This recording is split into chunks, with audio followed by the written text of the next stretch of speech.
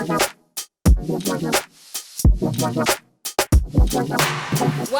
to the third episode of Puma's Women on the Rise podcast in partnership with Note to Self. I'm Chloé Marlow. I'm the founder of accessories brand Marlow London, and today we're talking all things maintaining self-belief while surviving 2020. It's been a crazy year to say the least, and I hope this episode provides you with inspiration for the months to come and reminds you of all the power that you have within. But before we begin, and before I introduce you to our two guests, I want to share with you a few things that Puma are doing to break barriers for women and to support female communities. So a few of these things include Puma's ongoing support for women in football. Puma have their Do You campaign, which inspires women to have confidence. Puma have recently donated, I think, to Women Win, an organisation providing sport programmes to girls globally. I know most recently Puma supported the Receipts podcast and helped raise funds for charities supporting Black communities. And last but not least, Puma's ongoing support for women in creative business, including the Women on the Rise podcast in partnership with Note to Self, which you're listening to now. So before we begin, let me introduce you to two very special guests. These two women are so inspiring and have so much wisdom to share. So please welcome Simone Powderly and Toni Tone. Hi, guys. Hi. It'd be great if you could introduce yourselves and tell us a bit about what you do. So maybe we'll start with you, Toni. Sure. So, I'm Toni Tone, as you rightly said. I'm a content creator, I'm a writer, public speaker, and advocate. So most people know me currently for my writing about well-being, about feminism, about relationships and love on Twitter. But I have lots more surprises on the way very soon, which are very top secret. So I'm Simone Powderly. I'm a bit of a cocktail, so model, content creator, and a mental health advocate. And I run workshops with teen girls, which is called the Teen Experience. That's my little baby. And it's just creating a safe space for young girls. But yeah, I tried to be the person that I needed when I was younger. So a bit of everything. Amazing. So I guess the best place to start is where we are right here, right now. And that really is that transition period from lockdown into this new normal. How was lockdown for you guys, and how have you found that transition into, socialising again and working again, wearing a bra again, all of it? I haven't got one on.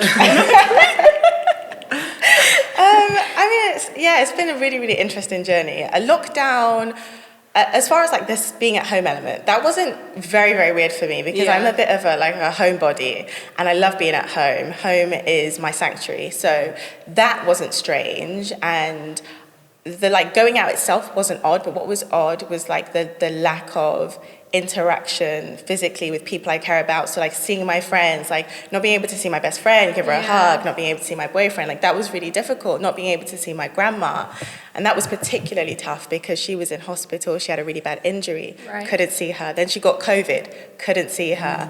Thankfully she's better now, but I think where I struggled was definitely the social side of lockdown and the inability to actually physically connect, and how much I underestimated the value of that in my life. I think what I'm finding really now socially is I genuinely have social anxiety kind of going back into those social situations, and even just greeting people, I'm overthinking, is it a communal wave? Do you air hug? How does it work? Yeah, I think for me, because I am a social butterfly, but I do, like you said, I like to be at home. So there was a part of me where I really enjoyed the stillness and taking time for myself. But then a lot of things came up for me that I had to deal with. So I appreciate the time I've had to kind of dig deep. But at the same time, now I'm finding trying to step out, I'm a little bit more anxious. I'm struggling a little bit. So now I feel like I'm back to my old self where I used to be really have social anxiety. So it's managing that and doing little things to kind of take care of myself when I am going out, because I've literally said no to so many things with my friends. And kind of struggled to be open with them and say, look, this is why, I'm actually really struggling. So I'm thankful that they have taken time to understand, and why Simone not wanting to, so baby steps. Baby steps. I think it's quite nice to be leading a slower life where you don't have to be doing 3 plans in a day and back-to-back arrangements. So that's nice. So did you find it affected your mindset and productivity? Yeah, I initially going into lockdown, I was of the assumption that I wouldn't be as productive. because I thought, I'll be at home all the time, lots of distractions, and a lot of work that I was undertaking prior to lockdown was outside my hometown. And it was complete opposite. Like when I was at home, because I was so bored, and bored in the sense that like even when I'm at home and I enjoy being at home, I'm like my mind isn't mentally like stagnant because I'm aware that I have things planned in the week, or I need to go and do something, or I can step out anytime I want. But at home, I was like trying to find things to do because I was at home all the time. And I think my awareness of the lockdown made me hyper conscious of being unproductive. So I was the opposite. I was almost maybe too productive, and I wasn't really having moments of like, where you said Simone, you had moments of stillness. Yeah. Oh my gosh, I learned how to garden. I've been gardening. I changed my entire house. Like I changed my living room. I like refurbished the conservatory, and then I started like Instagram lives. I had a series going on. Watching your series every like Sunday, and then I was just like super busy. And I think it was me overthinking that, lockdown, people are really struggling in their jobs, and some people are being furloughed, some people are being let off. I need to prove my value in this digital space because I need to eat. And I like literally as lockdown started, I quit my job. Really? Because I handed my notice in pre-corona, and my boss was like, "Are you sure you want to do this? Now there's a pandemic." I'm like, I'm sticking to my gun. I'm not letting them win. I said I'm leaving. And then when that happened, I was like, okay, no, I need to prove that I made the right choice. So yeah, I was hyper productive. Probably, a bit too too much. But that's like a coping mechanism. I Like think for me, where I'm constantly on the move, when I had the stillness, because everyone's like, boom, routine, I'm going to do this, I'm going to learn this. And I was just like, I'm just in bed doing nothing. And that's like my self-care. So I took it really slowly, and then I found I was really stepping into my inner child. I talk about this all the time, like stepping into my inner child, and it's my comfort, especially because I experienced childhood trauma. So I was finding I was doing things like dancing and sharing that on my profile because I love dancing, and that's kind of my form of therapy where I'm shifting like my trauma. And then I started like drawing, and I didn't even know I could draw. Like I was just doing things and then I was cooking everything. And anything. Baking. You baked him. Yeah, but I'm not the greatest baker. I know. Did you bake a banana bread? Everyone baked a banana bread during everyone. I didn't. I can't bake, but I ate a lot of banana bread. But I definitely not the greatest baker. I enjoy eating. So I was ordering like cookies for £20. Like guys, I was ordering so much shit on Amazon. The stuff that I was ordering is like, why do I need this? I didn't even know what was coming.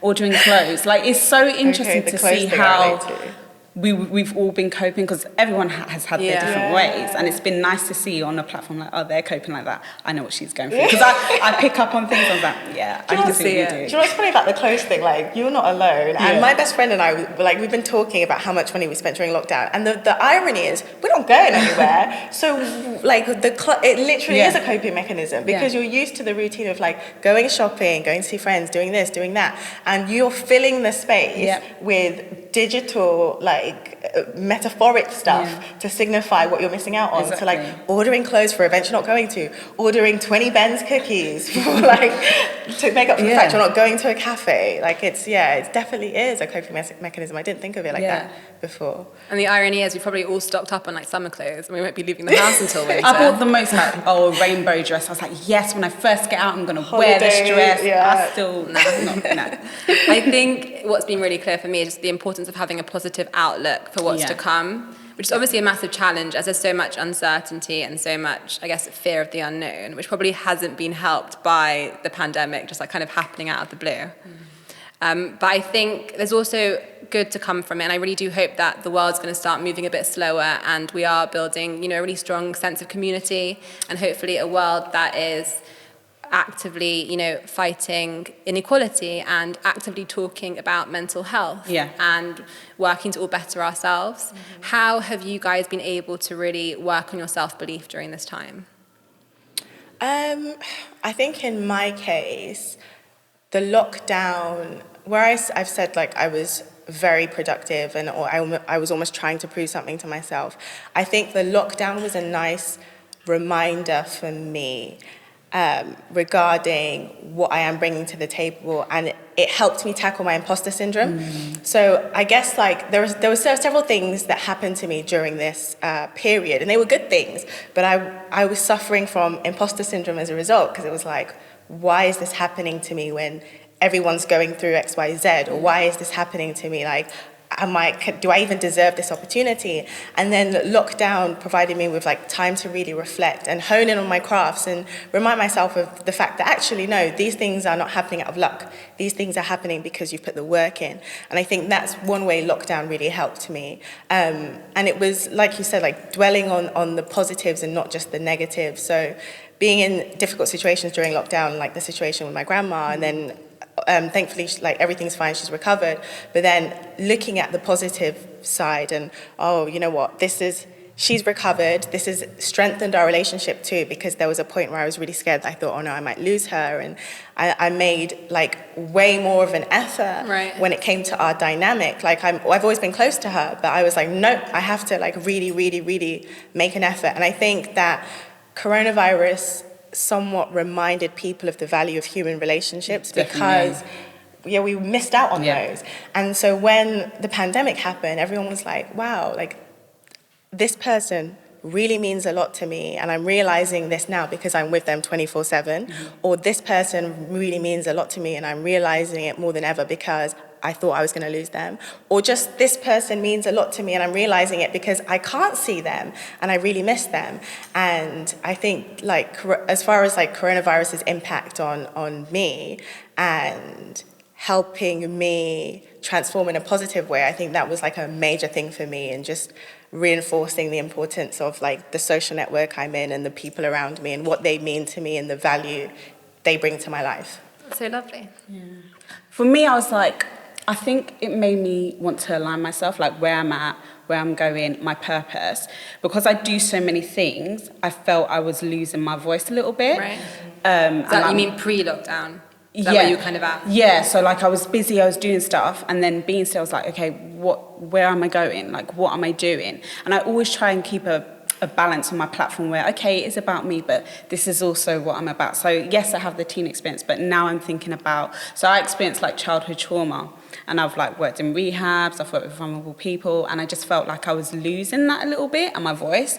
So during lockdown, I've like started working on that project. So I was like, don't forget my purpose or all the things I've done as to why I'm here, because I think people just see Simone Powderly, the confident girl, you know, doing the TV commercials, but it's like, actually, this is my story and this is where it all stemmed from. So I've been working on that. And like you said, in terms of relationships, I've really thought about who do I want to be around and the type of energy I want to be around, because it's really, really important. And I think that's when I do step out, I think people are going to realise, like, okay, Simone's probably moved away from us. And I don't want them to feel like, oh, you know, she's just left us and not said anything.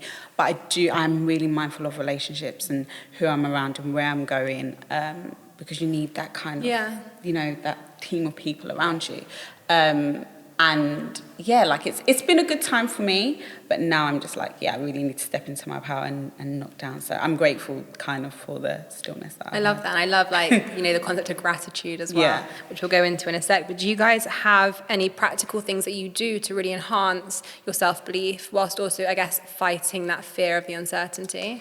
I think writing stuff down has been really helpful for me as far as like self-belief. So like when I'm having moments of like imposter syndrome or moments of self-doubt, like writing the things I'm good at, writing the things I've accomplished. Because I think sometimes we forget, and then when it's on paper, we're like, oh, snap, I did do that. Like, oh, I did that too. And, oh, that was good, I remember that. So I think writing things down has been good for like self-belief.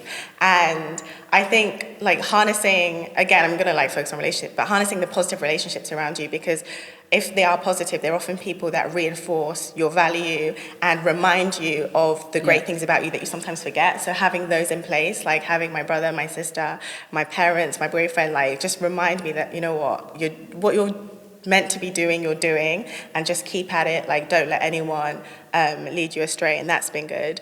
As far as like tangible tips for just like feeling better and helping my well-being. Doing things I enjoy has been really good. So during coronavirus, I started paint and sip sessions with my best friend and my sister. So we just sit in my backyard, painting and then drinking sangria, listening to music. I love that. So that's been really, really nice for me. And I like planning for the future too. So for some people, planning makes them quite anxious. For me, it's the complete opposite. If I'm planning something I enjoy, I love it. And even though we can't go anywhere, I'm planning holidays that I can't necessarily have, but like sitting with like friends or like my boyfriend and thinking of, oh, where will we go in 2021? Or if we could go anywhere right now, where would we go? And like looking at hotels, looking at locations, talking about all these cool things we want to do in the future. And I think that helps sometimes, because when you're living in a present environment that can be a little anxious, you can almost feel overwhelmed by the thought, and you think this is going to be it forever. And whether it's like a period of low mood, thinking this is going to be my life eternally. And sometimes it helps to say, you know what, no, actually, there is a future beyond this. Maybe plan for that future instead of just focusing entirely on the present all the time. And think about the things you can control. So maybe you can't leave your house now, but eventually you can leave your house, or eventually you can go away and think about what you're going to do and how you're going to make the most of that time. So that's been really fun for me as well. That. I'm all about feel the fear and do it anyway. Because I have a lot of fear in me, but I literally just like, Simone, do it. Just like do it. And I'm big on vision boards. So I'm a visual person. I like writing, but I need to see it. Right. So I create vision boards, and it's something I see every day when I wake up. Obviously, 2020 has kind of messed it up a bit. But I was encouraging everyone, like, do a self-care one whilst in lockdown. I love that. So remind yourself all the things that you like doing and take care of yourself. And I have a little self-care kit that I have, like all my pampering stuff or things that I can go to, like my favourite playlist. So I think it's just, for me, I have to see it. And then it just reminds me, like, when I wake up in the morning, I'm like, so like, no, go get them. What do you put in your self-care kit? So my self-care kit, it's like, I kind of want to get one. So I have I don't sleep very well, so I have like pillow sprays, I have like my little journal, I have like pampering stuff, I have like really old school like CDs that I used to listen to. So I comfort myself definitely like my youthful days, because that's where I feel like sometimes I go back to. And it just, it's just like, it's a reminder when I'm feeling like I don't know what to do with myself, I don't know how to take care of myself, and I just open it up and there's those little things that I can do. Or like, I write down like, who can I go to? So when I was working for my therapist, she told me, like, write down who's the person that can get you up and have a bit of fun. Who's the person you can kind of have the conversation with? And I think that's important, and understanding the relationships you have, because I have different type of friends. There's a friend that's going to be like, Simone, get up. There's a friend that's going to sit there and be like, you can cry it out. And there's a friend that's just like, no, like, get up, we're doing stuff. So big on vision boards and like self-care kits is definitely what makes me kind of get up and just feel the fear and do it. Question about vision boards. Yes. Do you just do them throughout the year, or do you like? So I usually do it towards the end of December. Okay. I do like a vision board, and then do a Dear Future Self letter. So my Dear Future Self letter is me talking to myself like, you are going to accomplish this year, and you're going to do this. Because I used to, I don't like planning. So, I just fear it, and then I'm like, oh, really hard on myself, and I haven't done this, and I haven't accomplished this. But every time I've done it for the last like 4 years, and every time I open the letter, like, fair enough, there was a few things I didn't do, but some of them I did do, and I'm like, you did it, and then I just used to add. Now the vision boards is just like a combination of like magazines, quotes, and sometimes I have a picture of how I want it, like, okay, I want to accomplish this. Sometimes it's just free flow.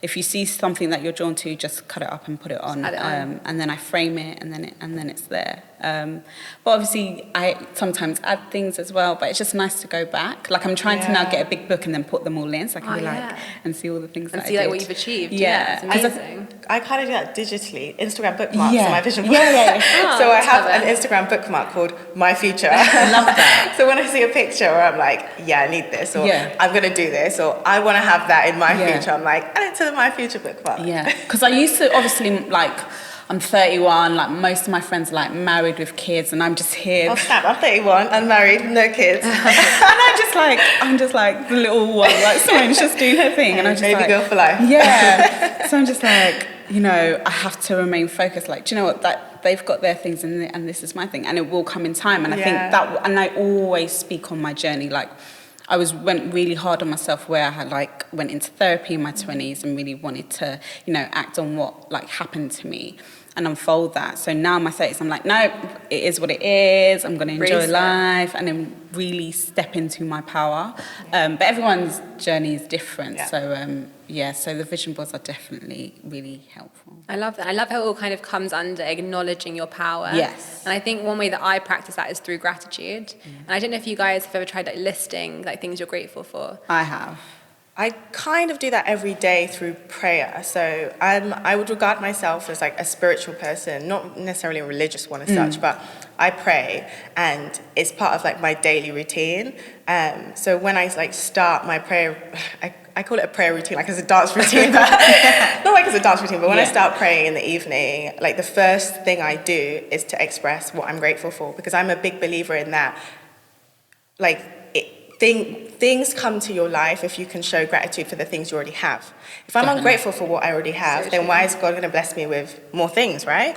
So part of my daily routine in the evening is literally listing. And when I say listing, I'm not going to like sit with obviously like 100. I'm thankful for my fingers and my toes and my like, no. Yeah. But I kind of focus on like the people in my life, the opportunities I've had, and I kind of like round them up, and I say, thank you for the opportunities I've had. Thank you for the opportunities I currently have. And thank you for the future opportunities that are coming my way.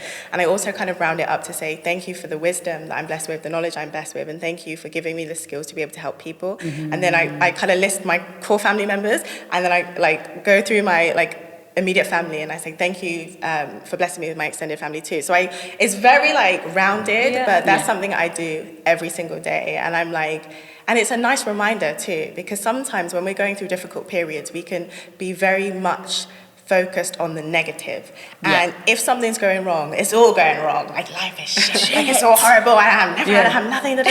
And then when you actually show gratitude, you kind of remember that actually, you know what? In and amongst all this chaos, there's actually a lot to be grateful for. And even just being able to breathe and being alive is something that many of us are grateful for. Mm-hmm. I'm big on gratitude. I think it's so important. Yeah. I'm big on gratitude. I think I'm set up in where at night I constantly think about everything. So I do like a journal of like letting go. Okay, so what am I letting go of today? And then I step into, okay, what am I thankful for? Because I am that person that sits in bed and why did I say that? Why did I do that? Anxiety. And then it just all comes rushing, and then I'm waking up at 2 a.m. and I'm just like smoking, like just let it go. So I really have to sometimes just let it flow. So I always start with like, what am I letting go of? Okay, what didn't work out today? What am I grateful for? And every morning I just take a moment to breathe. So I get quite overwhelmed. Right. And I said to myself the other day, Simone, if you just took a moment to actually breathe. And I did like some workshop the other day, like babies do it, but we don't breathe from our stomachs. We don't, and from our diaphragm, right? Yeah. So, I didn't know this. So now I'm more conscious of like, obviously, hopefully you guys can't see my belly going in and out, but I'm conscious of like, Simone, just take a moment to breathe, and I wouldn't feel so overwhelmed because we're just constantly on the go. Yeah. In the mornings I take a moment and say what I'm thankful for, and then I'm a go-getter. For me, I think I discovered gratitude like years ago from that book, The Secret. I love that. Was one of my first books, self-help. Yeah, one of my first self-help books. Yeah. And similarly to you, Toni, I kind of do a prayer before I go to sleep, and I list my 5 things I'm grateful for. Yeah. But something that I've recently heard about from a podcast is listing 5 things that I'm grateful for within myself. So these can be like, I'm grateful that I was able to cheer somebody up today. I'm grateful that I'm actively seeking to better myself. And I think by really working on our inner selves, we're really strengthening our power and acknowledging our power and really like creating a really strong foundation to handle like all the shit that's happening around us. Yeah. And I always say to people, like, if I'm to be of act of service to someone else, I have to make sure I'm doing it for myself. And I know many people will say this, like, I'm an empathist, so I just get, like, I feel everything. So I think it's really important sometimes to step into, like, okay, your inner self and thinking about... Think a bit deeper, isn't it? Let's go back to December 2019. You're doing your vision board for the year ahead. What would you have told yourself then to prepare yourself for the year like 2020 to come? So you're not going to find Bay. You say you're not going to find Bay. So Damn Corona. So I'm looking. My vision board's still up there now. So I'm looking at. I can see it. So I had on my vision board that like I was gonna find love. Right. Like it was gonna be happening. But my project. So I had the survivor story. So where I was gonna start, you know, speaking about my story more. I was meant to be catching flights. There's still time. So I'm just going to hold it off for like 2021. But I would say it's going to be a time for me to be still. If I was looking at my vision board now and doing it for December 2019 and knowing what was going to happen, I was like, it's a time for you to be still and like think about the things I want to do, show more gratitude and relationships, because I think it's really taught me a lot being in lockdown about my relationships. So yeah. But fine, babe, 2021, it's coming. How about you, Toni? Okay, so if I was reviewing the future in December, I guess I would have told myself back then to just kind of have faith. I think for a lot of people, coronavirus, I don't want to say like launched like like it dropped like it's a mixtape, but coronavirus kind of dropped and everyone was like immediate panic. Yeah. And I fell into that immediate panic situation as well. But I think having I don't want to say come through it because it's going to be here forever effectively, like influenza, but having dealt with the spike, if you will, and seeing how my life has been affected, good and bad, and there has been a lot of good in this period. I think I would have said to myself in December, like, have faith that the things you are planning for yourself are going to manifest. Maybe not exactly how you planned it or when, but they are going to manifest in some way. And there have been things that have happened during this period that went above and beyond what I could have dreamt for myself in December. And I never knew all that stuff was going to happen. And when coronavirus began, I was really, really worried. I had left my job. I didn't know how I would like feed myself, pay bills, do anything. And thankfully, everything has worked out. So it would definitely be a message of having faith. And I think also adjusting to change. Yeah. Like we can do it. Yeah. So I feel like I've adjusted so much. That's why I'm like, we can't go back to like how it was. Like we can't. It is the new normal. And what's really fascinating is like, even when it comes to things like flexible working, so many organizations that were like anti-flexible working, like I don't want people to work from home, I want everyone to be in the office. Now, like people are seeing how effective it is to allow people to have that well-being time and that personal space. And I actually feel like a lot of people are actually more productive working from home because one, they don't have a lot of office distractions, and two, obviously it's not the same for everyone because some people have home environments that aren't so positive. But for a few people, working from home has really helped them be better at their job because they're around people that calm them. For the most part, they're in a space and environment that they're comfortable with. They can nip to the fridge, have a snack. I mean, we've all been doing way more eating than probably we should have been doing. But I think it's like the new normal, if you will, has proven to a lot of organizations that actually putting people at the forefront of your organization and treating your employees like they are the core of your organization, which they are, can actually reap lots of rewards. Because for the first time in a long time, I feel like corporations really had to focus on their staff. Because if your staff are sick, you're not making money, there's nothing you can do. And I think staff well-being has been a really important factor for a lot of businesses, and that has been so helpful for so many people. Because like my mum is loving the lockdown period because her job, I'm way more aware about her mental health and well-being. She can work from home, which she likes doing. They have a well-being Wednesday where there's like no meetings on a Wednesday. And it's nice to see that coronavirus, although it's come with a lot of bad, there's been a lot of good that has come as a result of the pandemic. Yeah.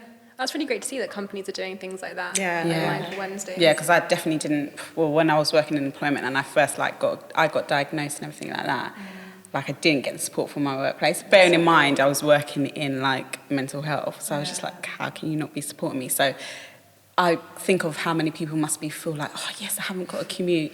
Like, you know, the saving so much anxiety money on just of commute as well. So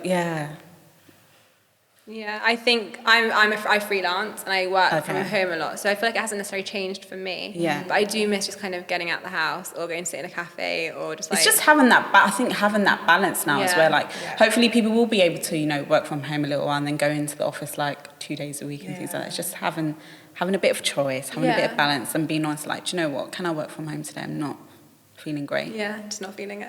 Yeah. I will work from home, promise you, but just not It's feeling true. it. Sometimes you're not feeling it. Yeah. Like, you need that mental health Yeah. day. Like, Yeah. I know for me, like, time of the month, I'm not feeling it. I know. I don't want to, like, step into buildings, step into offices. Like, I want to, well, obviously now I work for myself, but when I was Yeah. working 9 to 5, I wanted to be at home sometimes. And I feel like in the past where organizations, like, okay, period, what? Like, Well, okay, we don't care. You have it every month. Right? I feel like now in the future, Yeah.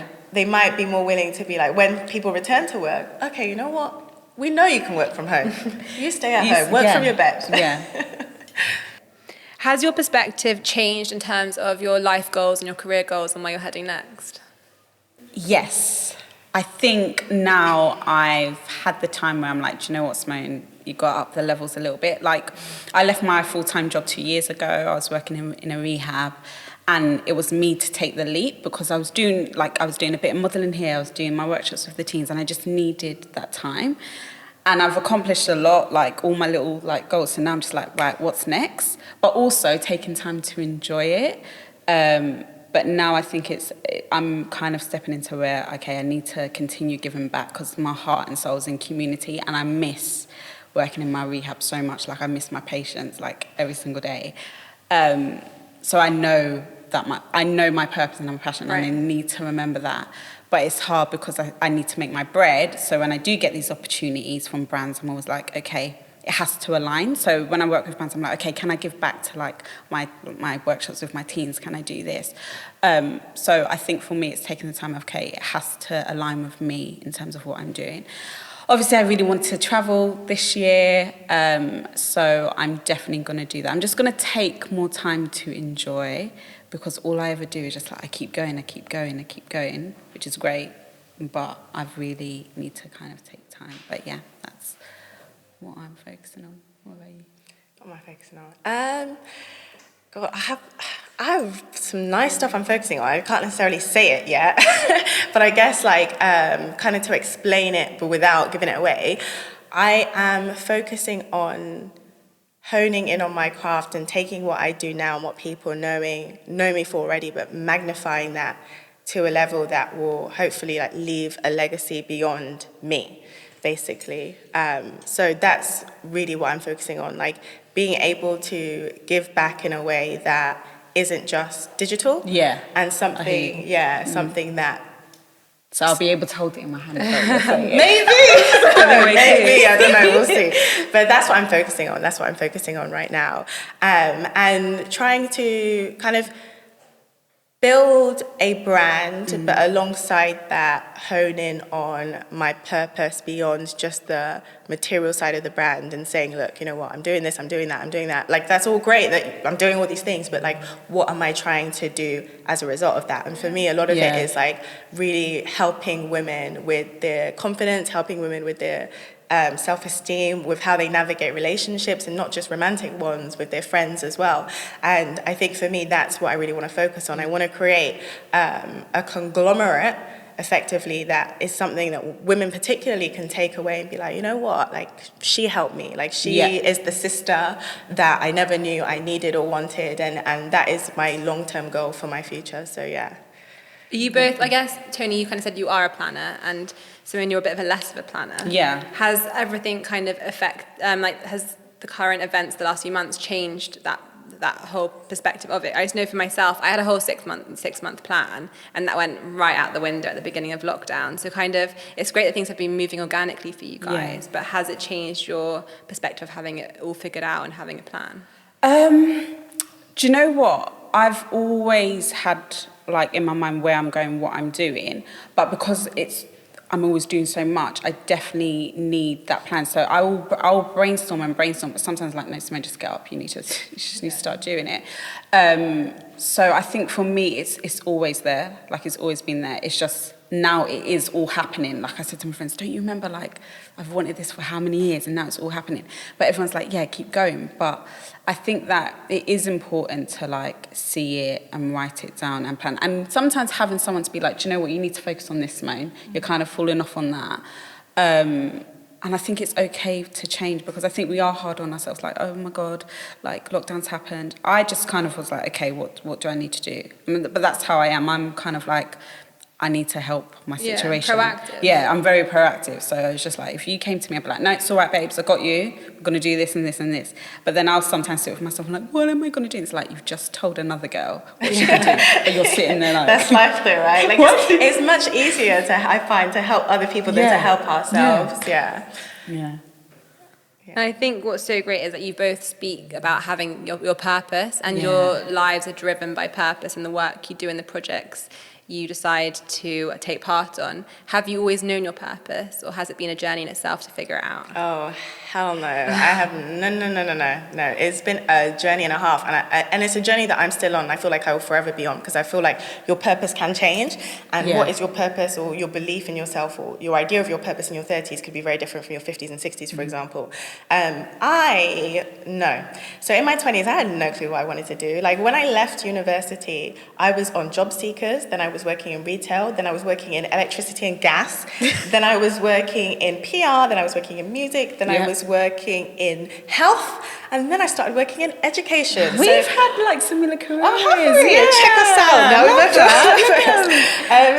So like when I left my job, up until recently I worked for Oxford University, and I loved that job and I was really happy there, but I knew it wasn't what I was destined to do, if you will.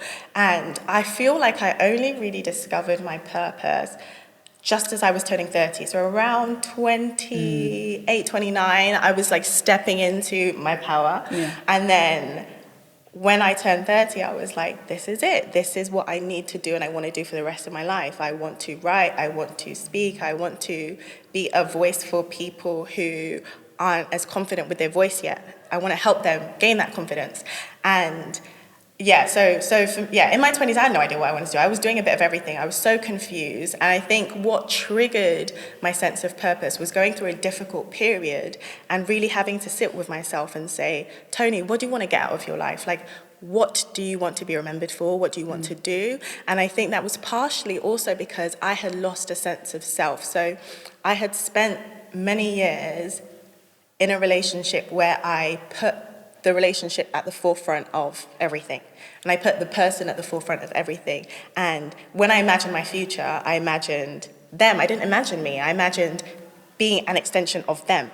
And it was something so unhealthy that I had to unlearn. And when I unlearned it, I wanted to share those learnings with other people through my own personal experience. And I guess like coming out of the situation was what helped me find my purpose. Because when I came out of it and I realized, you know what? I cannot make anyone else happy if I'm not happy. I cannot support anyone adequately in life if I'm not supporting myself. And I will never, ever grow to achieve the things I need to achieve if I lack self-belief. And I just had to like give myself a kick up the bum and say, nah, like you need to stand in your truth as an individual, as someone who is confident with or without someone in their life, as someone who is not reliant on friendships or relationships for a boost of self-esteem. You need to be able to achieve that on your own, and you need to have a vision for yourself that goes beyond being connected to another person, because even if you do have a relationship and it's a very healthy relationship, like you are still on singular journeys. You are not intertwined as people like to assume, like you are still an individual. And it was about me focusing on harnessing this individual power of mine. And that, I think, is when I found my purpose. And also like speaking up about my experiences. And on the journey towards finding my purpose, one thing I will say, there were people that tried to stop me along the way. Of like course. When I was on Twitter, they're always a hater, Simone. Always a hater. Like, they won't do that. Like, you should, like, I don't think you should be. Yeah. Basically, that's what it was. So I, like, for the people listening, like, one thing I want people to know, and what I want women to know, is that if you feel in your heart that you are exactly where you need to be, and people are telling you to step out of that path, Like, if you feel in your heart you are where you need to be, continue. Because when I was writing on Twitter, so many people were like, here she go again. Oh, we've heard you already. Is it everyday relationship? Is it everyday love? And it's like, now, fast forward 2-3 years later, I'm in a position where, like, this is my career. This is how I make a living. This is what people know me for. And it is literally taking my life into rooms and directions that I could never have dreamed of. But when I started finding my purpose, people tried to lead me astray. And I bet they're in your DMs now asking, like, babe, can I just ask you a question? How do you do it? Like, where should I start? Yeah. Do you want to chime in? Because I feel like your experience is probably quite similar. I remember to I was just like the Instagram model. Oh, like she's doing this little Insta thing with her hair and everything like that. And then now I'm like, oh, I've just had like my first TV commercial, so it happened. But I think for me it was, I always knew my purpose, but I struggled with wanting to be labelled and known. So like I am a survivor of child sexual abuse, and I came out with it on my platform last year, and I had so many people like, no, just like don't share that part of you, you know, you're the happy Simone and stuff. I was like, no, but this is really important because I've been that young girl that didn't feel seen. I haven't seen someone as young as me talking about their story, and I always visualized, I was like, I'm not going to be in my 50s talking about what's happened to me. I need young people to see me here and now. Yes, I'm still going through it. Yes, I'm still learning how to take care of myself, but I'm here. So I struggled with people like don't do it, like you're gonna struggle in relationships. It was just a complete, and I was like, no, I need to do this. But I've like come from a mental health background, so I've worked in it, so I kind of know the balance of like, I can talk about this and I know how to manage it and signpost. So always knew my purpose, but always feared if I step in too much of like just doing my modelling, because you know, I went to court with it. That took about 4 years, and I just needed Simone. So like after I finished with my court case and stuff, I was just like, who is Simone? Yeah. Because all I've known is like what happened to me. But there's power in that. So now I'm like, no, now I share the things of like how I've healed, like through my trauma, and it is a journey. So that's what I've struggled with. I was like, okay, what am I away from what happened to me? But I still think I would be still the Simone, the caring, you know, wanting to be community. But I think more so, I'm like, the inner child in me is like, don't forget about me. Remember, there's people that need to be seen and heard. And, you know, I get many women that, like, reach out to me and, like, you know, I want to speak out. And I always say to them, remember, like, you don't have to speak out. Because I think at the moment, everyone's like, speak out, go on the platforms. It's your journey. Like, you can choose to do so many things. But, yeah, I've always struggled where people are like, don't you want to just live your life a bit? And I was like, but it is a part of me. I can't deny it. I mean, it's not just all of me, but it is a part of me, and it is who I am. But yeah, I've had, honestly, just like, are you sure you want to do that? You did it? And I was like, yeah, I do. I do want to do it. And I'm launching it soon. It's called My Trauma, My Healing. But still, a part of me is like, oh, you know, because it's going to be the most vulnerable point of my life, kind of showing it. But I feel ready because I've done the journey, like it's taken me 10 years. And now it's kind of, I can manage it. You guys can step into this, but I'll, you know, I have the boundaries now. But always know my purpose, but it can change at any point. And I think that's what I fear sometimes, of like, okay, what if I am ready to let go of, you know, my story? So sometimes I'm like, it's here, I've done it, and I hope, but also respect that I am moving on, especially when like I have children or like have a partner. That would be a different step of my life. So yeah, sometimes I struggle with like, oh, I can't let go. I relate to that a lot, and I actually did a tweet about that the other day, about how sometimes as people we are scared of our own potential, because tapping into our potential means change, and change can be scary, because when our life changes or uproots or we head in a different direction, it comes with a lot of extras that we might not consider.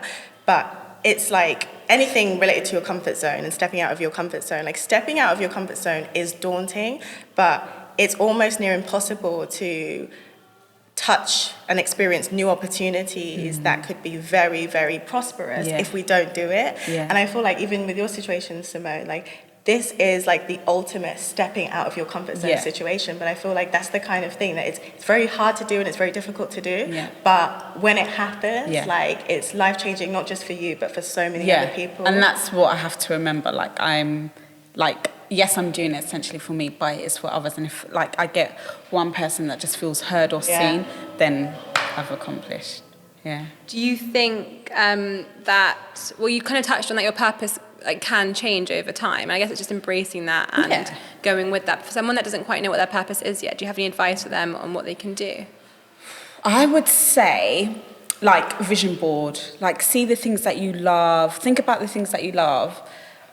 Because I was always told, like, stay in one lane. And I've worked in every industry: education, music industry, retail, mental health. I've done it all. Like, I have done it all. So it's just finding those things. Because I think, especially if someone is a creative, I think you just feel it always has to be a hobby. And that's what we have been told, like, that's your hobby, but it can turn into so much. So I would say, like, you know, just play around with things. Think about the things that you loved, even in your childhood, and things that you kind of thought about what you wanted to be. And just dive into things. And don't ever think it's too late to, like, learn. Like, I did the whole, like, university and everything. And sometimes I think, like, oh, do you know what? I actually didn't really need to. To be fair, I studied drama and performing arts because I wanted to be a drama therapist. So I still loved it, but at the same time I was like, I actually could have done, you know, something else. Because I think I think in this day and age, there's so many different opportunities for people. So I think to find your purpose, just have a little play around, think about the things that you love, and then look into it. And that's what I say to my teens when they're like, oh, I want to, like, they were like, most of the teens now come to my workshops, oh, I want to be an influencer. Or I'm like, okay, don't you want to be the director? You're going to have to edit your videos. You're going to have to do this. Don't you want to learn more about that? And they're like, oh, yeah. I was like, all the stuff that comes behind it. So I think definitely, like, have a play around and think about all the things that you love to do. Yeah, I would definitely echo that. I think thinking about what you love to do and thinking about, like, where you feel energized. So what is it that you do in life that when you're done, you're like, yeah, you know what? I feel good. I'm glad I did that. I accomplished something. Like, where do you get your energy from? And I think that just like Simone said, sometimes we can assume hobbies are just hobbies. Like with me and the trajectory of my career, like everything started from Twitter. Now, if someone had told me 10 years ago, oh yeah, you're gonna, was it around 10 years ago? Yeah. Okay, this is no. Okay, cool. If someone had told me, I'm like, before I say that, and I just like show my age. No, if someone had told me, like, even 5 years ago, like, everything you're doing now would have come from Twitter, or everything you're going to do in the future would have come from Twitter, I'd have been like, get out of here, from social media, and, like, literally just writing my thoughts, like, whatever. But when I think back at everything and how my journey began, I think about the fact that actually it was something that energized me, because I would write a tweet and it would be a tweet to help people, and I'd put my phone down and be like, yeah, I hope that helps someone. And I'd pick up my phone and I'd see, oh my gosh, Toni, I can so relate. Oh my God, Toni, you come up on my Instagram. On your Instagram? Yeah, like everyone just like retweets all your stuff. Like it comes up all the time. All the time. Funnily enough, like that's where I was energized, and then that's how I found my purpose, because I was like, oh my gosh, in school, like, English literature did not energize me. I did not particularly like writing, but that's because I wasn't writing about the things that did energize me. I was writing about, like, Shakespeare and writing about, like, the Inspector Calls, and I didn't care about that stuff, to be honest. But what I do care about, which is human relationships, which is the way we interact with people, which is self-belief and self-development. Now, if I had been writing about that stuff, maybe I would have enjoyed English more. And I think sometimes our purpose can lie in things that we didn't even realize we are good at, and things that we didn't even think we're interested in, but because we have been presented with those things in a certain format, and it just needs to be reformatted for us. So if you take on a hobby, or if you take on a task and you think, I don't know if this is for me, I've done it before, but then you do it in a way that suits you and you're energized from it, hone in on that. Focus on that. Ask yourself, why am I energized? Are you energized because you're writing, or are you energized because of the topic? If it's the topic, how else could you express that in other things you do? Maybe you could be creative in other ways. Or if it's the actual doing, okay, maybe you can take that on as a hobby and see if you can develop that into a career. Because just like Simone said, like, there are so many things, especially I'm West African, I'm Nigerian, and Nigerian parents, they don't have with hobbies like that, right? So now my parents are Do they understand? Yeah, like my parents, to be fair, my mom is like super cool. Like my mom's on like Instagram more than me and on social media more than me. My dad, not so much. I don't think my dad even knows what I do for real. But with that said, my mom is still big on academia. Okay. And I think like, I'm quite lucky as in, I stepped into the creative industry after my brother had already. But when my brother first stepped in, he's a producer and DJ, my mom was like, music. You want to do music? Like, she's very focused on university, academia. And when you're in certain, of a certain cultural background, it can seem like your hobbies have to remain hobbies. Yeah. That beyond what is academic, being a lawyer, doctor, accountant, all those traditional jobs, if you're into film, you're into music, you're into fashion, you're into the creative arts, you're into food, hospitality, whatever it is, you assume that because it's a hobby, it has to remain that way because culturally it will make people uncomfortable. And people will talk.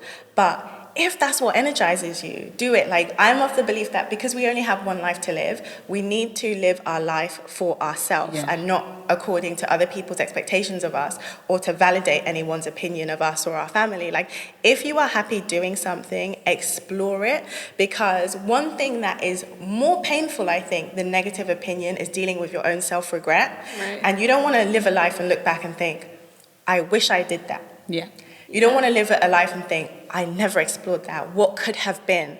And that's why, like, I'm big on the whole picking stuff up, putting it down, pick it up. Yeah. If you want to put it down because you realize it wasn't for you, don't feel bad about it. If you want to pick up something and you're 45 years old, you want to pick up something new, don't feel bad about it. At least you can live your life knowing, you know what? I gave it my all. I tried everything. And if, like, things don't work out exactly how you wanted it to work out, at least you know you explored it. You can say, at least I did it. Exactly. Trial and error, I guess, trial isn't and it? error. Basically. 100%. I love that. And I guess you're just searching for that feeling of warmth and that energy that kind of drives your purpose. Yeah. That's so lovely. I think a great way to finish would be to ask you both for one positive lesson that you have learnt from the first half of 2020 that you can take with you onto the second half of 2020. I would say that there's power in stillness, and I found a lot of comfort in it. I think it's really been nice to be still because I'm not a person that can be still. And my friends are always like, you must be going through stuff because you just don't know how to be still. But I realised, like, I can do it, and I found a lot of power in it. So that's what it's taught me on the first half. Toni? I guess one lesson that I have learned is that it is important to show the people you care about that you care about them and not to assume that they already know. And it's important to tell the people you care about that you care about them and not to assume that they already know. Because I think that I did a lot of assuming. Like, oh, I'm nice to you, I care about you, I come and see you, I bring you flowers, I give you hugs, You must know I love you, you must know I care about you. And I think sometimes there is a difference between just showing someone in day-to-day acts and actually, like, really showing them or really telling them, like, this is what you mean to me. And I think, like, where, on the topic of love languages, so I was going to say, like, you're touching on love language, so like, into that. Just with the awareness that people have different love languages, and I may think I'm showing you I love you because I'm taking on this chore for you, when in actuality your love language is words of affirmation. Yeah. And you really know I love you because I'm telling you I love you.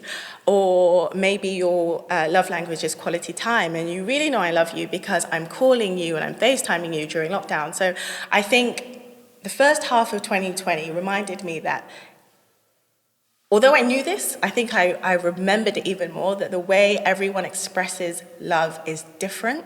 And it is important for me to try and understand how the people close to me like to receive love, to ensure that I really allow them to feel loved by me. Because of that limitation when it came to seeing people, speaking with people, space and intimacy and physical connection and physical touch, I just realized, like, okay, moving forward, I really, really need to grow to understand the people close to me and to express that love and express it as much as I can. Like, stuff I never did before, like sitting with my grandma and saying, like, Grandma, you know I really love you, right? Like, I never really said I love you to my grandma when I thought about it. And then when Corona happened, I was like, wow, like, you just assume Grandma knows you love her. Yeah. But you've never said, Grandma, I really love you. Like, you'd be like, love you, Nan, bye, da, da. But I was like, okay, I really love you. Like, you mean a lot to me. Like, taking a moment. Like, we was in a rush and like, love you, bye, you know, I care for you, right, bye. But Exactly. it's just like having a moment, like... Yeah, basically, long story short, I'm so bad at giving long, convoluted answers, No, but I love like, long story short, like, yeah, exactly, something like taking a moment and really allowing people close to me to know how much I love them in the way they want to understand it. Because I sometimes used to think that I loved in a way is because it's the way that I want to be loved or to be shown. So yeah, it's really important. Love language, guys. You can go on Google. Yeah, do the test. Do the test. I'm going to do the test after. I don't know what my love languages are. You don't know? You don't know? Oh my God, do the test. You have to tell us what your love yeah. languages are. What are your love languages out of curiosity? So mine are words of affirmation, quality time, physical touch, and then gifts. Gifts are definitely low, but I should start raising them up a bit. You know what? Sis. Like, mine used to be at the bottom, and I was like, nah, I'm changing this. Yeah, I'm always like, no, I don't want the gifts. I love you said that though, because they can change. Okay. Yeah, they can change. Like with certain people. It's as well, changed they can from when change. I did it in my early 20s to now. Okay. I'm definitely more of an actor, so I'm very much like, oh, I'll do it myself, but actor. So it's like I appreciate. Oh, like no, you you thought boosted about doing that. it for me. Thank you. Mine is the same as yours, you know? Yes. Yeah, words of affirmation, quality time. Yeah. Words of affirmation, quality time, physical touch, and then gifts was at the bottom, but I'm like, I'm not having that anymore. I'm gonna Raise it up. Now I'm going to give that a go. But thank you guys so much. But before we finish, I just want to share that Puma have just released their new Chiron trainers. I'm actually wearing mine. And so I've been working out. got a stiff leg now. So we've got them in blue, and they're really like a retro vibe inspired by Puma's archive designs. And Winnie Harlow is the face of the Chiron trainers, and she really is the epitome of fashion rebel and really defines her own style. So check those out online. But thank you so much, Toni and Simone. Thank you. Loved it. Honestly, I love the wisdom. And you know when you have those conversations with friends and you just like leave feeling so energized. So I'm going to be skipping out. So everyone's going to leave doing vision boards too. Yeah. And learning their love language. Their love language, for sure. And a huge thank you to Puma and Note to Self for the platform and for allowing us to share just such good vibes. I hope everyone really does feel empowered and inspired for the rest of 2020 and beyond. So stay safe and stay well. Thanks, guys.